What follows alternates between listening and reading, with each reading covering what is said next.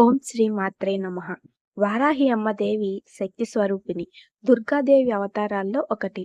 ఆమెను రక్షణ, శత్రు నివారణ, ధైర్యం, ఐశ్వర్యం కోసం ఆరాధిస్తారు.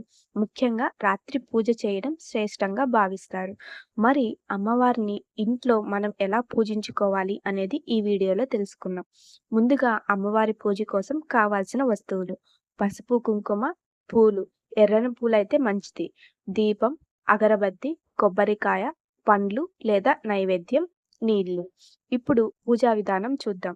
ముందుగా శుభ్రంగా ఉండాలి. అమ్మవారిని పూజించుకునే ముందు శుభ్రంగా స్నానం చేసి మంచి బట్టలు వేసుకోవాలి. పూజ గదిని లేదా స్థలాన్ని శుభ్రం చేసుకోవాలి.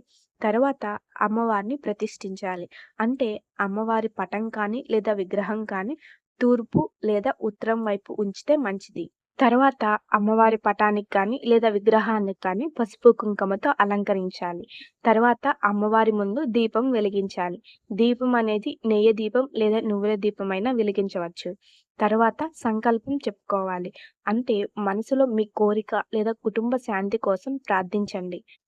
తర్వాత అమ్మవారికి పూలు సమర్పించండి.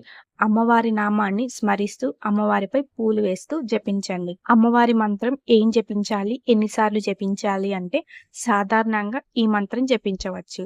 ఓం ఐం గ్లౌం వారాహియై నమః. ఈ మంత్రాన్ని 11 లేదా 21 సార్లు జపించండి. లేదంటే ఈ మంత్రం కూడా జపించవచ్చు. ఓం శ్రీ వారాహిదేవ్యై నమః. తర్వాత అమ్మవారికి నైవేద్యం సమర్పించాలి. మీకు అందుబాటులో దొరికిన నైవేద్యం ఏవైనా పెట్టొచ్చండి. పండ్లు, బెల్లం, పాయసం ఇలా ఏదైనా అమ్మవారికి సమర్పించవచ్చు. తర్వాత అమ్మవారికి చివర్లో హారతి ఇవ్వాలి. కర్పూర హారతి ఇచ్చి కుటుంబ సభ్యులకు తీర్థం, ప్రసాదం ఇవ్వాలి. మరి అమ్మవారి పూజని ఎప్పుడు జరుపుకోవాలి? అమ్మవారి పూజని రోజు జరుపుకోవచ్చండి. కానీ శుక్రవారం, మంగళవారం, అష్టమ తిథి రోజున జరుపుకుంటే మంచిది. అమ్మవారి పూజ రాత్రి సమయంలో చేసుకుంటే ఎంతో శ్రేష్టం. కానీ అమ్మవారి పూజ చేసేటప్పుడు కొన్ని నియమాలున్నాయండి. అవి ఏంటంటే భయంతో కాకుండా భక్తితో పూజ చేయాలి. కోపం, అబద్ధం తగ్గించాలి. సాధ్యమైనంత వరకు సాత్వికాహారం తీసుకోవాలి. చివరిగా అమ్మవారి పూజ అయిపోయాక అమ్మవారికి ఒక చిన్న ప్రార్థన చేసుకోవాలి.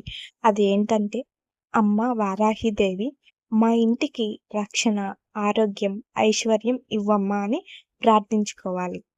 ఇలా ఇంట్లోనే వారాహి అమ్మవారికి మనం రోజు పూజ చేసుకోవచ్చు. ఈ వీడియో కనుక మీకు నచ్చినట్లయితే లైక్ చేయండి. అలాగే ఈ వీడియో మీకు ఉపయోగపడి ఉంటే మన ఛానల్ని తప్పకుండా సబ్స్క్రైబ్ చేసుకోండి.